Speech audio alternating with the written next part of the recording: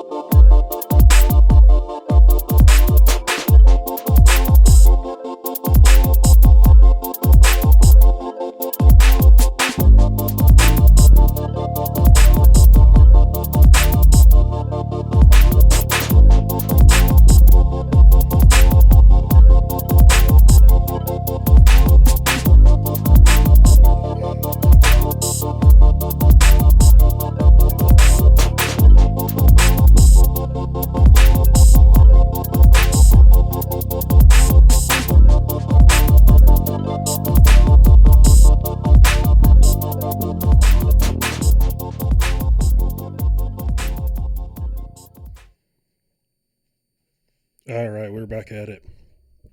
If you're ever wondering, my intention is for this podcast to only use original music, original beats, not paying for them, but not purchasing them from others in random spots, and definitely, obviously, not taking them without permission. But in case YouTube is listening. But my friend John wrote that intro for me pretty much in a day because that's the kind of musician he is. Anyway, on to the story of the moment, which is obviously the Jets firing Joe Douglas. I keep wanting to say Joe Schoen. That's the GM of the Giants, who probably doesn't have a whole lot of time himself, but the GM of the Jets was Joe Douglas. He was fired yesterday, 6 weeks after owner Woody Johnson fired head coach Robert Saleh. Now, there's a key part I want to point to here, and it's that Woody Johnson fired Robert Saleh. That's important. this isn't when you look at the hierarchy of a football team, but any business, uh, there has to be an understanding of this person works for this person, works for this person, so on. When the owner can just come down and say, okay, instead of having the GM fire the coach, I'm going to fire the coach and skip right over him. You knew Joe Douglas was in hot water. He obviously was anyway. But for him to all of a sudden, uh, have no power to even choose his own coach is quite frankly ridiculous. And I don't know why you don't. I mean, frankly, if you're going to fire Robert Saleh, why not just rip the whole Band-Aid, fire them both all at once, rather than play this little game for 6 weeks where you pretend that Joe Douglas might have a chance. You set him up for failure. And frankly, Woody Johnson set him up for failure uh, the moment he insisted. And I know that there's probably a lot of denials of this, but it was the moment that you have to know, you have to think Woody Johnson insisted that make a deal to get Aaron Rodgers over here. We knew it was going to happen. It had to happen. And it was just a matter of time because Woody Johnson said so. That at that moment, it was no longer Robert Saleh's team. It was no longer Joe Douglas's team. We all kind of knew that too, especially when we started seeing players going there. Randall Cobb going there. Alan Lazard going there. I believe he wanted to bring, what's his name? He's with the Packers, something Turner. This is going to bother me, but he was a guy that whether you believe PFF or any of those things, he was always low, always low scores on there. But Aaron Rodgers always had his back and always talked about how great he was, and the team tried to appease him by keeping this guy around, and it just didn't work. He wasn't very good. But Rodgers has his guys. So Joe Douglas had to go get them. Robert Saleh had to go coach them.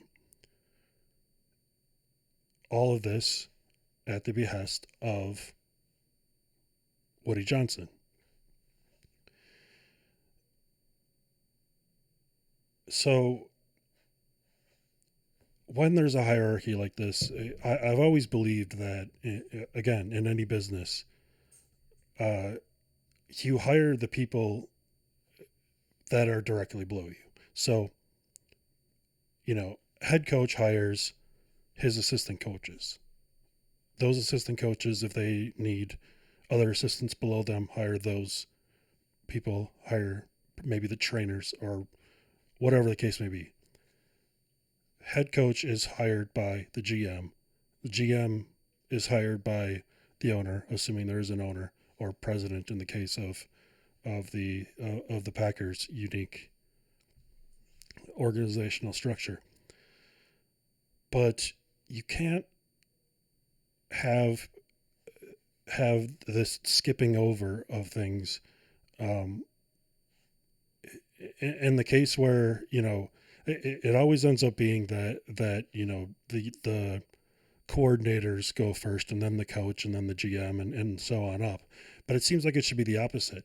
If I'm looking at a team that's struggling, then if I'm the owner and I have to look down the line at the head coach and fire the head coach, well then I'm saying that the GM hired a bad head coach. That's on the GM. That's not on the coach, and it's not the owner's responsibility. It's the owner's responsibility to focus on the GM. I know this is all getting jumbled. Years ago, I give you a story that I think kind of fits the situation. Years ago, I knew someone who was a manager, and he had an opening for an assistant manager, and he had two candidates for this position. One was someone younger than him. One was someone much older than him. He was in his, I believe he was like mid-20s at the time. So those were the two options, and it came down to the two of them. As he told me this story, he was very adamant that the younger one was his choice, not because she was younger, but because he saw potential in her and wanted to help her grow in that position. His boss at the end of all this just decided that they were going to hire the older person. And again, the ages don't matter. This is just to describe them. But decided to hire the other person to be the assistant manager to this gentleman who was the manager. Over time, it caused a rift between the new assistant manager and the person who would have been the assistant manager. It caused a rift between other people at the company. The assistant manager struggled mightily, wasn't as talented as would have thought. And the reality was that this assistant manager wasn't qualified for the position, but it was on the manager because that was his person, that was his assistant. And that's really this kind of situation where when the owner of a football team hires someone, for instance, Aaron Rodgers, or decides to skip over and fire someone, for instance, Robert Saleh, I don't know how you can then blame Joe Douglas for not performing as the GM when you've forced a quarterback on him, when you've fired the coach that he personally chose.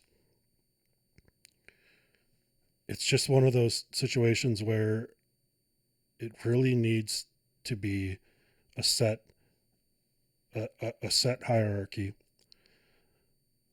I remember an episode of The Newsroom where one of the lower ranking characters was saying, why did you, like, her boss had stuck up for her, the senior producer had stuck up for her to the executive producer. The executive producer was like, okay, and moved on. And she said, why did you stick up for me? And he said, I stuck up for you. The executive producer sticks up for me. The host of the show sticks up for the executive producer, and the president of the company sticks up for all of us. That's a company structure, and that's what it should end up being when you're looking at any kind of company structure, including a football team. It has to stop at the top. And one of the problems that exists around the NFL in a few different places is that at the very top is someone whose only qualification for doing this is being a billionaire. They don't have a ton of football experience. They don't have scouting experience necessarily. They don't have, they might have years of watching this sort of stuff, but they don't have They don't have that knowledge. They didn't spend their entire lives in the game. They spent their entire lives building a fortune or building off of uh, a previous fortune that they already had. Who knows? The point is, I don't know what Woody Johnson thinks he's going to get out of all of this, because next year they're going to end up with, I don't know who you find as a coach. Is where I'm going with that. I don't know um how you treat people that, and maybe it's not far enough along. Maybe he hasn't done this enough times yet. I don't know. But I don't know how you treat employees a certain way and then expect the best talent to want to be part of your company. So he may not have all the choices. People talk about. I've heard the name since Robert Saleh was fired. I've heard the name Ben Johnson mentioned a number of times. The Lions offensive coordinator, who is clearly very talented and clearly going to be a candidate for a coming position, a head coaching position in the next year at least, if not further on down the line. I don't understand why he would do that though, because for one thing, there may be other positions open. There may be, um, you know, Vegas could be open. The Giants could be open, but that's not that different of a position. Um, there are going to be a few places open for Jacksonville. Definitely a possibility. Um, if you're a head coach and you want to build something special, do you want to go to Jacksonville where you have a quarterback who's pretty talented. He's shown strides. You can maybe work with him. You can maybe build something with him.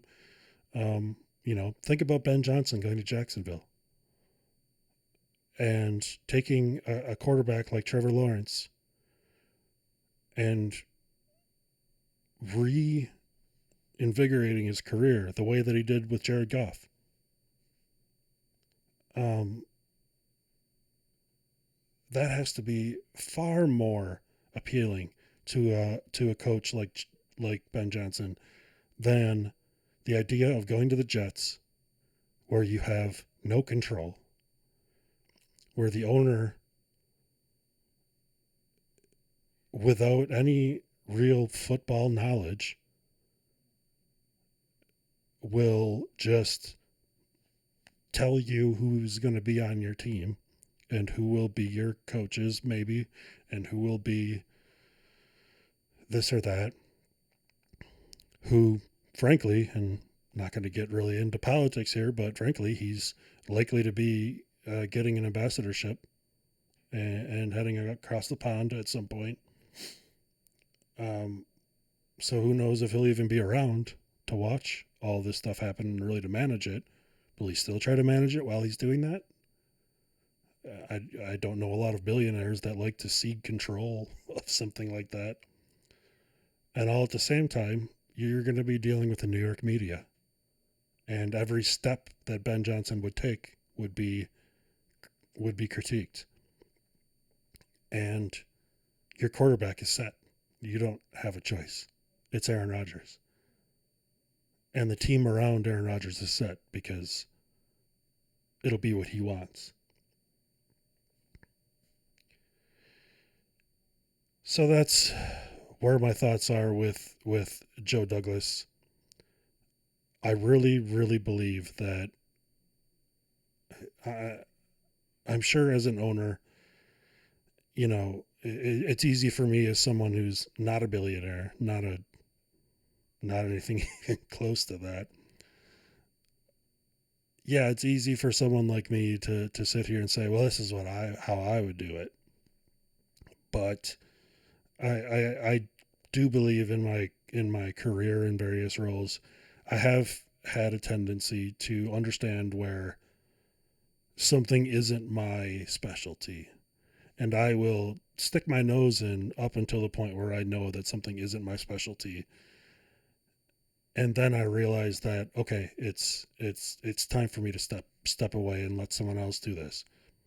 This entire podcast is part of that as well. I didn't know where to get the equipment. I didn't know how to set up the equipment. I didn't know a lot of these things. And I reached out to friends, people who I knew this stuff, and I don't want to say delegate because it's not like uh, they're working for me, but they're friends. They helped out. But even in a company job, if I'm doing I was a writer for a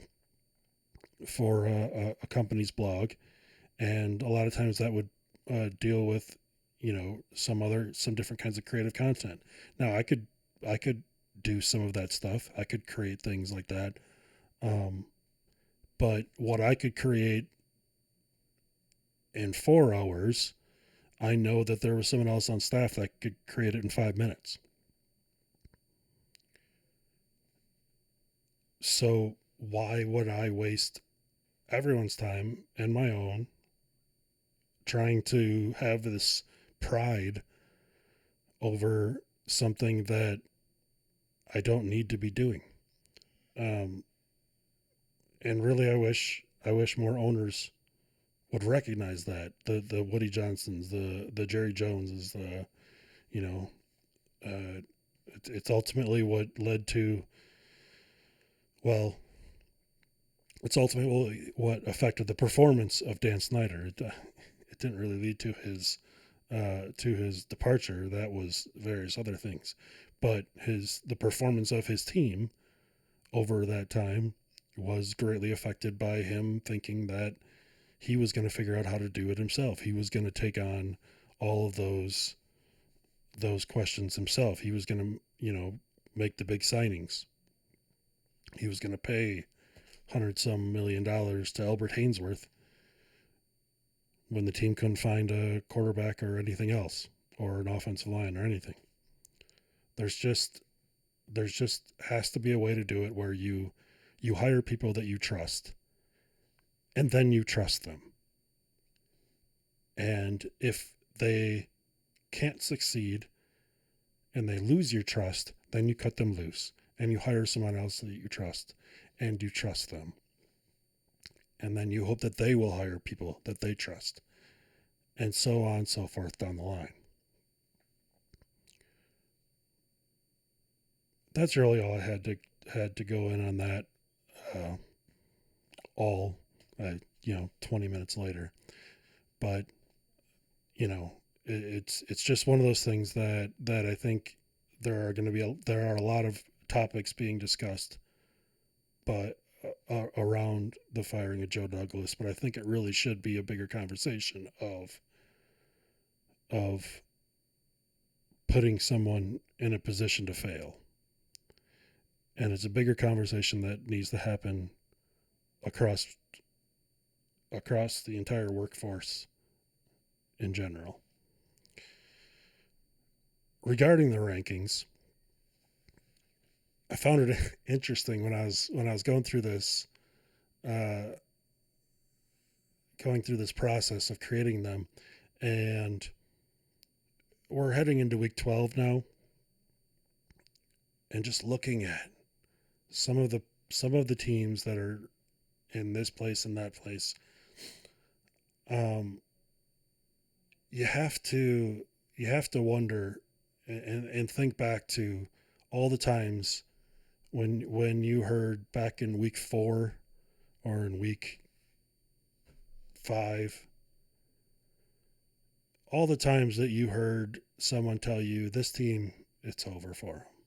This team is finished. This team should start, is probably going to have the first draft pick. Another team is destined for a title run. And ultimately, it comes down to a fair amount of clickbait.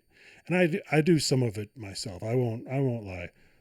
there's a certain amount of it where, you know, it crossed my mind at some point that the Panthers could have the first pick again. And what do you do then? Do you draft a quarterback? Do you stick with Bryce Young and draft someone to put around him? Do you get Travis Hunter instead, or someone like that where you know that it'll be a weapon for Bryce Young? Um, but the point is, you can't possibly look at the rankings, the standings right now, and say anybody knew before how things were going to turn out. It's always fun to guess, play general manager in a hypothetical world. But anyone telling you they knew any of this earlier this season was just they're selling you snake oil. All they really know is that being obnoxious and loud gets more clicks. Um, but it's very frustrating because I would see those articles come up in my feeds on Apple News or Google News, and it was always these things like always always structured titles in a way of "you won't believe what happens next" type of headlines, uh, that just you click on it then and they say this is what could happen if this happens and this happens, and well, no crap. Yeah, if everything falls into line, the the Bengals could still win the Super Bowl this year. That's there are a lot of things that could still happen. But why does it all matter? Because right now, and there's just no way that we could have known the way that all this would go. But right now, the Cardinals are leading the NFC West by a game. They're 6-4. Everyone else is 5-5, including the 49ers. The Steelers are 4-4 with Russell Wilson leading the offense. Or I'm sorry, the Steelers are 8-2, 4-0 with Russell Wilson leading the offense after going 4-2 with Justin Fields for the first 6 games. They're leading the AFC North. The AFC South, despite everything that's happened with Anthony Richardson and Joe Flacco and all the huge ordeal and all the he took a break for a play because he literally ran like 100 yards over the 3 plays before it, and of course that part doesn't want to get. We don't want to talk about that part. We want to talk about how he's not being tough and leading his team. But those Colts, Anthony Richardson came back in and he didn't look great. He threw for 300 some yards and the Colts won. But he's still got a lot to go. He ultimately came together in the fourth quarter, after struggling the first three. But the Colts are 5-6, and they're in striking distance in the AFC South. Um, the Texans are obviously they just won on Monday night, so they're I believe 7-4 now, so they're far enough ahead to be fairly comfortable there. But the Colts are still they're still only a game out of a playoff spot, out of the last spot. The Commanders are in a good position to reach the playoffs. Who saw that coming? Besides Commanders fans and people who, unlike me, realized how good Jaden Daniels could be right away. I do worry about what he's going through injury wise. It seems like got some he's got something going on that's lingering, and he can't seem to get right with it. It may be time. You're in a good position. Uh, your team is still in a good position. You're 7-4. It may not be the worst time to take a break. And just get healthy before heading into the stretch of the season. But speaking of the Panthers, guys, the Panthers are still hanging on. They were 1-7, and like I said, we were talking about them like like they were about to get the first overall pick again. And who would that be? And would this be the end of Bryce Young? And then Andy Dalton slams his thumb into a car door. Bryce Young takes back over, and the Panthers are 2-0 in the last 2 weeks. They didn't really beat anybody that great. It was the Saints and the... God, I don't even know who the other one was. I think it's the Pats. I don't know. But the point being that they are 2-0 since then, and they're 3-7. And 3-7 in the NFC South can get you far. That puts them a game behind the Bucks. And Falcons just lost. I believe that puts them at 6-5, meaning that the Panthers are just 2.5 games out of first place in the NFC South. And who knows what could happen playoff position wise for a wild card. Chuba Hubbard is running like a madman out there. He's 4th in the league in rushing yards. And man, if they needed it, I don't want to say I've always said it's always been said by a lot of people who know football that the best friend of a young quarterback is a really good running game. And Chuba Hubbard is bringing it. The offensive line is blocking well for him. Like I said, he's 4th in the league in rushing yards. And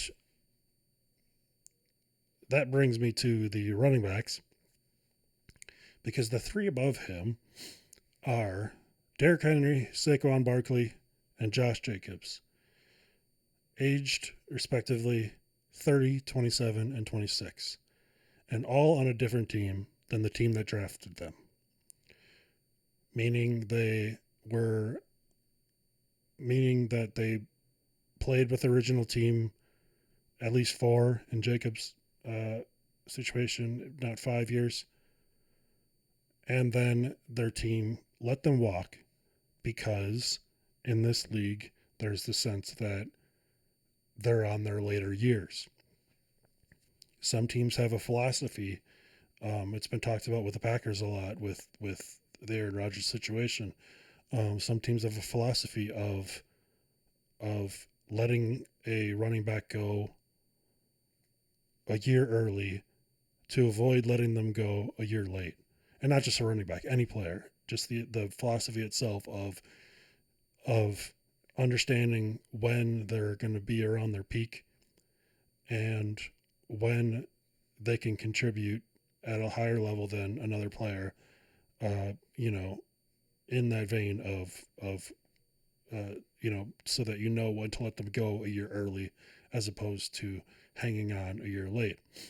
That was part of the reason that the Packers, moved on from Aaron Jones to Josh Jacobs. Jacobs only 26 years old, even though the Raiders let him walk. And that's not working out great for the Raiders.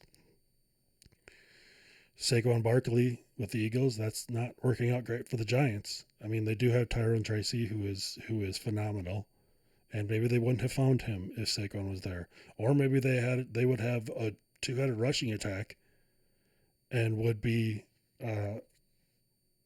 running all over the league right now. Derrick Henry, who knows what he could be with the Titans, because who knows what the Titans would even have around him. But ultimately, I've called this a few times. I don't know if I've said it on a podcast, but on my site, I've given it the TM trademark, even though I don't actually have a file for it, but it's fun. I've been calling this the year of the 29-year-old running back. Give that an asterisk, because obviously I'm not saying specifically 29-year-old running backs. There's a few, Alvin Kamara. I think Derrick Henry was 29 when the season started. But in any case, the point being that if you look at the top rankings, it is filled with guys who are in that 27 to 30-year-old range. And that's the range where teams are supposed to move on from these guys, and they are the ones that are carrying their teams. Josh Jacobs is absolutely carrying the Packers because their Packers are still 7-3, despite the difficult season Jordan Love has had, and the two games Jordan Love wasn't even in the game uh, be, because of injuries, and Malik Willis is out there, and the games when he was injured, Jordan Love was injured and played, Jacobs had to carry it. Saquon Barkley, I mean, I don't know if you guys realize this. The Eagles are 8-2, and they look really good, and they're not being talked about right now as a potential Super Bowl team. Honestly, between them and the Vikings, the NFC Championship game could be the Eagles and the Vikings, and neither of them are looked at right now as a Super Bowl team. Obviously, because the Lions are so just beating everybody into oblivion, but it really needs to be talked about that the Eagles look really good. Not bad defensively, but really good offensively. Jalen Hurts is managing things well. He's always been a good quarterback, and I know there's a lot of up and down conversations about that, but the guy earned his payday. He you know, for those who want to judge a quarterback on uh, on their fourth quarter comebacks uh, or Super Bowl titles or whatever the case may be, uh, Jalen Hurts led a fourth quarter comeback against the Chiefs in the Super Bowl. The only mistake he did was leave too much time for Patrick Mahomes to go back. I don't know how you can really blame anybody for that. Josh Allen didn't get a fourth quarter comeback statistic against the Chiefs because he left him, was it 13 seconds? You, that's why I can't stand that statistic. I have a whole write up about in an article called "The Top Five Garbage Statistics in the NFL," and part of that is a discussion about how to fix that statistic to make it actually meaningful. And the main thing is that even if your team loses, you still get it. Um, if you get your team into field goal range, under or within 45 yards or 48 or fit, whatever, pick a number that makes sense for your kicker. If you get them into range to win the game and then they miss it, you still, Caleb Williams should have been considered to get a fourth quarter comeback against the Packers, even though the game winning field goal was blocked by Carl Brooks. So, in the year of the 29-year-old running back, as this carries on, the top two backs, Derrick Henry and Saquon Barkley, currently combined to average 5.9 yards per carry. And I think before I publish this, I'm gonna actually calculate this out with the number of days in the year. But if you just take their two ages, 30 and 27, they average out to 28 and a half years of age, which, if you round up, is 29. So the top two backs average 29 years of age and 5.9 yards per carry. This is the year of the 29-year-old running back.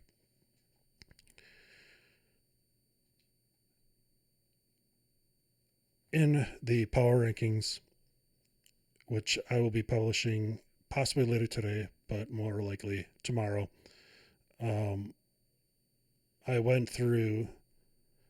Well, the top decision was fairly easy because it's been a long time coming, and I honestly after what the Lions did to the Jaguars, which, yes, it was the Jaguars, but after the way that they just completely dismantled them and the way that they've dismantled so many teams this year, I was at the point where unless the Chiefs won big enough over the Bills or convincingly enough, I was at the point where I just was ready to flip them and put the Lions in first.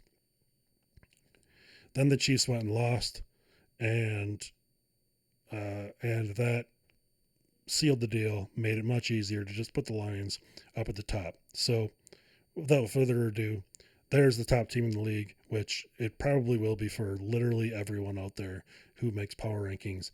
The only possible exception might be some who will pick the Bills. I've got the Bills at number 2 with the Chiefs still at number 3. But ultimately, the Chiefs are, this is the time that you're gonna that it's a good time to falter a little bit so that you can hit that week 14, week 15 run and carry it through the playoffs. So if a team is going to falter, this is about the time to do it. You don't want to start going on a run too early, um, and not have the gas to carry it through, or obviously too late and be the Bengals, who now may not even make the playoffs, where they have the team to go far in it, but now but they hit their stride too late, and now they may not even make it. Over on Threads, which you should all come and follow me, the Hell Going On blog. It's where I typically post the most on game days. One of the people I follow in there is Stephen King. He just posted NFL this year seems curiously blah, and I was like, oh, this just teased me up for the perfect response, and it was sort of funny, not my best work, but considering all the people who say that the NFL is scripted and so on, I was right there ready to type out my response of maybe they just need better writers because Stephen King, get it? Huh? Right. So I have better jokes than that, I swear. If you follow me on there, I've got some hopefully insightful stuff and some funny stuff. But I liked that joke because I thought it had layers. Anyway, as I go to it, and on this post where Stephen King says that the NFL is blah, boring, whatever, I start looking through, and it is response after response after response. Lions fans. Come on, Stephen King. Have you not been watching the Lions? Stephen King, check out the Lions this year. Just on and on and on. These fans are excited and they're awesome, and it besides J.K. Dobbins, who is such a great story from the Chargers, that I've mentioned before, the Lions are such a great story.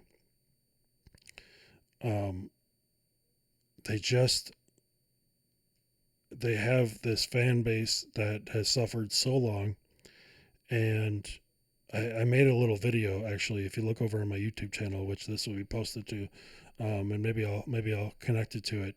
It's a fairly short one, but it's just a couple of clips, and it is the two moments that I think really showed the Lions when they hit rock bottom, and the Lions when you knew that there was something special. And the first one was Justin Tucker hitting a 66-yard field goal to beat them. And it was as a Packers fan, it was a weird thing to watch because I was excited to see the Lions lose, but my God, I know people who are Lions fans, and I just hurt for them because he didn't just make a 66-yard field goal, which I believe shattered the record. I think it was 63 or 64 before that. But he bounced it off the crossbar and in. It was unbelievable. And it was the absolute rock bottom for the Lions. And they had been on this long losing streak. And the team had stuck with Dan Campbell. And Dan Campbell had stuck with Jared Goff.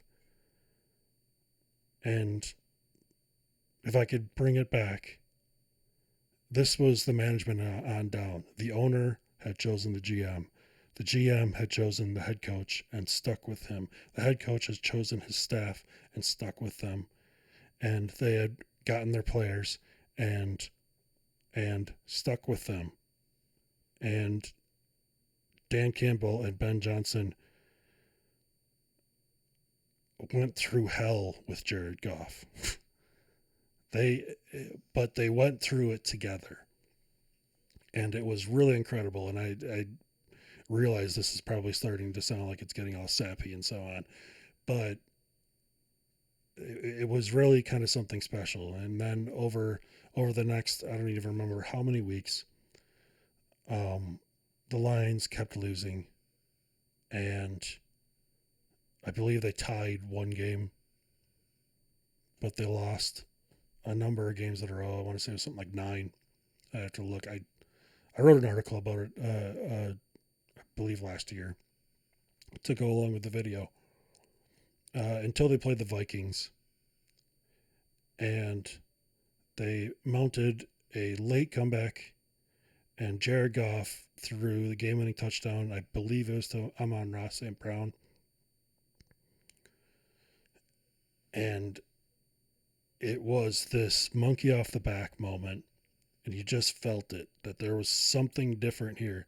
And Jared Goff just turned and ran straight at Dan Campbell and jumped, and the two of them embraced. And it was just the coolest moment because these two had been to hell and back together, and you could just see the trust and the belief and how much Dan Campbell had probably been telling Jared Goff over and over. No matter how many times everybody said, "Oh, Lions are gonna get a quarterback here or there, or they're gonna move on from Jared Goff after this or that," no matter how many times that happened, you just saw in that moment that Dan Campbell has been telling Jared Goff this whole time, "You're my quarterback, and I'm sticking with you." And despite all the losses, you could just feel that. I can't think of the GM's name right now. This is going to bother me, but you could just feel that the GM was telling Dan Campbell during that time, "You're my coach. I'm sticking with you." And the special things that can happen with a team when they do that, when they're structured like that, when they believe in each other like that, is incredible. And it's not like you do that, you hire a bad coach and you just stick with them because you hired them. It's, if you hired somebody, it's because you think they're a good coach. Something made you think that they're a good coach. So either that was wrong and you screwed up, or it's still there. Even if they lose 10 games in a row, the thing that made you think that they're a good coach is still there. The thing that made people think Jared Goff, that made Dan Campbell and Ben Johnson think that Jared Goff is a good quarterback, that made the Rams think that Jared Goff was a number 1 overall pick years earlier. The thing that made all those people think that was that they saw something. And until you stop seeing that thing, it doesn't matter win or loss, you stick with it. and you maintain some stability for your team. And the Lions have done that. And it's just so special watching the progression, watching them go through getting as far as they did last year to the NFC Championship game. And now they are at the top of the world. And I would honestly say they're probably the Super Bowl favorites right now in the minds of a lot of people. And despite being a Packers fan, there's a part of me that just really kind of wants to see it, wants to see them get it. Anyway, one final point on the Lions to end today's show. Just a little thing about a concern I have with the state of NFL media, but also just a point on don't believe everything you read in the internet. During the Lions-Texans game, the one where Goff threw 5 interceptions, someone tweeted, and I don't have Twitter anymore, or X or whatever, so I just saw it in a story later, but someone's put out this post that said that Jared Goff had thrown 4 more interceptions in 6 previous games, and in those games he was 6-0. This was, I want to say, around halftime of the Lions Texans game, and Goff already had 4 interceptions. So obviously, as the Lions came back and started to mount a comeback and looked like they might win it, Goff was up to 5 interceptions now. But people started seeing that tweet and started responding because, holy crap, he's about to go to 7-0 on this. Lions came back to win it, and the kind of people who go around saying things like "do your own research" were telling everybody all about this cool stat that they heard, that they know about how Jared Goff is now 7-0 in games where he'd thrown 4 interceptions or more. This is a smell test thing sometimes too. Anybody who's watched Jared Goff's career, you immediately hear 4 interceptions or more 6 times. I don't know if I believe that. He's a very careful quarterback. He's not a gunslinger.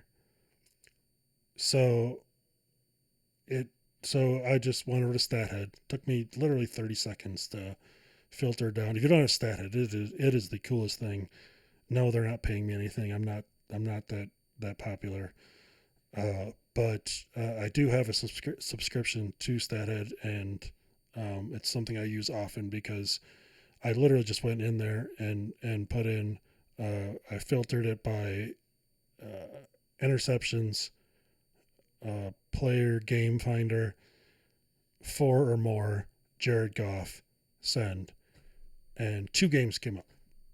The one that he had just played against the Texans, and one from this is like week 12 of 2018 with the Rams where he threw 4 and they lost. The only 2 times that it ever happened. Obviously, the tweet was a lie. That original poster actually came back later and said he completely made it up while lying in bed. And it was really sad to see how many people believe anything that they read on the internet. One of those people was Aaron Rodgers, who went on the Pat McAfee show and repeated it and said how amazing it is, and even said, is that true? Like, to Rodgers' credit, he even said, hey, is that true? So obviously he hadn't looked it up, but he wasn't saying that, this is definitely a thing. It's just, I overheard this. Is that true? Assuming that a crew like Pat McAfee's would have, looked this sort of thing up and, oh yeah, totally true. Everybody jumped on it. It wasn't until later when McAfee's social account later issued a correction that it was not true. So really just one of those lessons about not believing anything, like, and there's a thing called Poe's Law that's an internet adage for things that are about how we've reached a point on the internet where uh, reality sounds so much like satire that it's hard to tell the difference between the two. And somebody could say something and you're like, oh, that must be satire. And then you find out it's true. Or somebody says something um, that isn't true, but because of the way things have gone in the world, you look at it and you're like, I'd believe that.